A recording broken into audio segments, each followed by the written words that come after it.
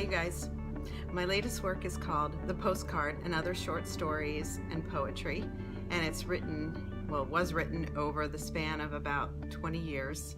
I've included stories in there that are newer and stories that are older, like Cantelli's Mimosa, which was the short story upon which Beneath the Mimosa Tree was based. So that one's in there, along with some newer ones that I've included, that I've written and sometimes share on my blog, and then I take it down and I fix it and I make it the way I want it. But I love sharing the writing process with people, and so on my blog you'll see how a story starts, and then in my book you'll see how the story ends, because it takes me time to go back in and rework it and make it the way that I want it. As a professor at a university, I'm really passionate about sharing the whole writing process, and I try to get the students involved in creative prompts and writing creative prompts all the time. And a lot of times these prompts start with a sentence or the beginning of a story, and then we see where exactly that will go.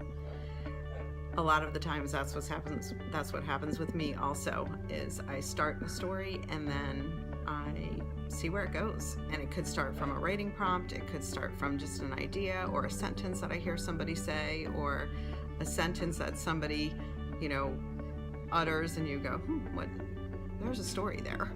So I love telling stories, and that's what I hope you'll enjoy about The Postcard and Other Short Stories, because it has a lot of little short stories in there.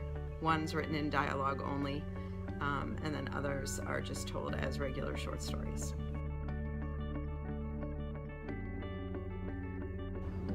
I've written 3 novels, but the short form is really fun because you have a finite amount of time to tell a quick little story and have people gravitate towards your characters or what's happening with the plot very quickly.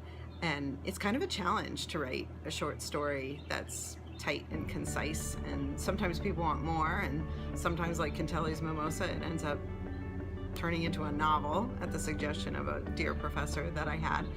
So you never know where it's going to go, but short stories are fun. It's a different form, and I fell in love with writing by reading short stories.